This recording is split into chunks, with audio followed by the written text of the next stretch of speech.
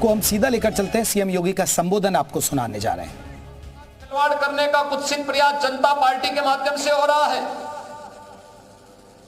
तो उन्होंने फिर से अंगड़ाई ली और भारतीय जनता पार्टी बनाकर कहा था कि मूल्य और सिद्धांतों की राजनीति युक्त राष्ट्र के बढ़कर के कुछ नहीं हो सकता। और आपको याद होगा जब नरसिम्हा राव जी देश के प्रधानमंत्री थे, उस समय भारत की वैदेशिक नीति के बारे में, भारत का प्रभावी पक्ष वैश्विक मंच पर रखने के लिए नेता प्रतिपक्ष के रूप में किसी का चयन हुआ था तो सरदेव अटल जी का ही चयन हुआ था।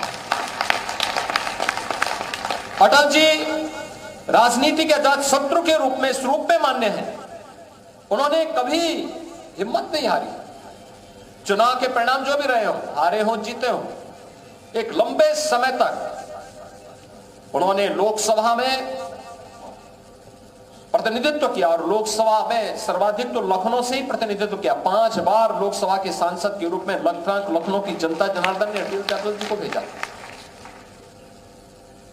बलरामपुर से थे, नई दिल्ली से थे, ग्वालियर से थे, अलग अलग जगहों से उन्होंने देश की संसद में प्रतिनिधित्व किया। राज्यसभा में भी 2 बार थे। एक लंबे समय तक उन्होंने देश की संसद में रहकर के देश की जनता जनार्दन की अमूल्य सेवाएं की, लेकिन अपने मूल्य और आदर्शों से कभी विचलित नहीं हुए।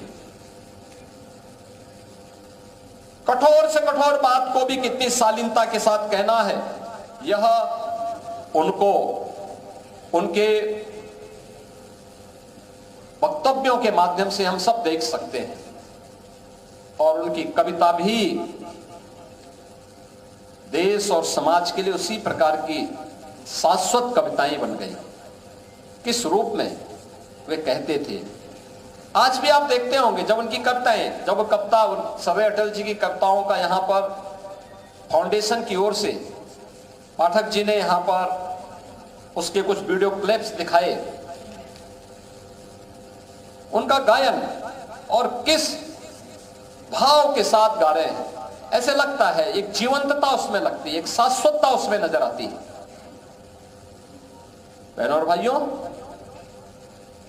भारत के बारे में अटल जी का जो वक्तव्य है, और मैं कहता हूं कि हर भारतवासी को पढ़ना चाहिए। मैं आज देख रहा था, उन्होंने कहा था भारत एक जीता जागता राष्ट्र पुरुष है। भारत जमीन का टुकड़ा नहीं, एक जीता जागता राष्ट्र पुरुष है।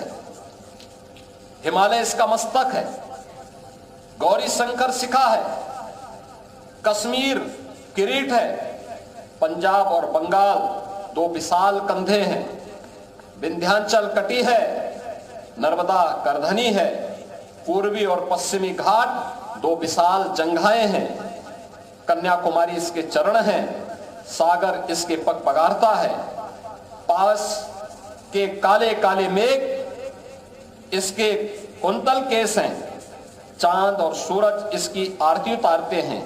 यह वंदन की भूमि है, अभिनंदन की भूमि है, यह तर्पण की भूमि है, यह अर्पण की भूमि है। इसका कंकड़ कंकड़ शंकर है, इसका बिंदु बिंदु गंगा जल है। हम जिएंगे तो इसके लिए, मरेंगे तो इसके लिए।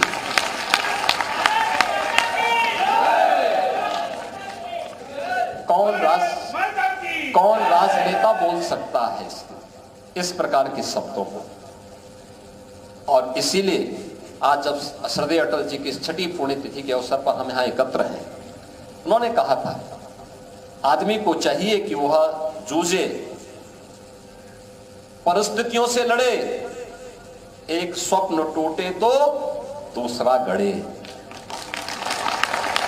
एक पांव धरती पर रखकर ही 52 भगवान ने आकाश पाताल को जीता था। धरती ही धारण करती है, कोई इस पर भार न बने, मिथ्या अभिमान से न तने। यही सरदेव अटल जी का संदेश है हम सब के लिए।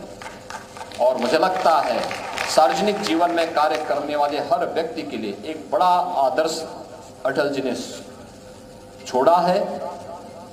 अगर हम तनिक भी उससे प्रेरणा प्राप्त कर ले तो बहनों और भाइयों, भारत का लोकतंत्र भी सुरक्षित होगा।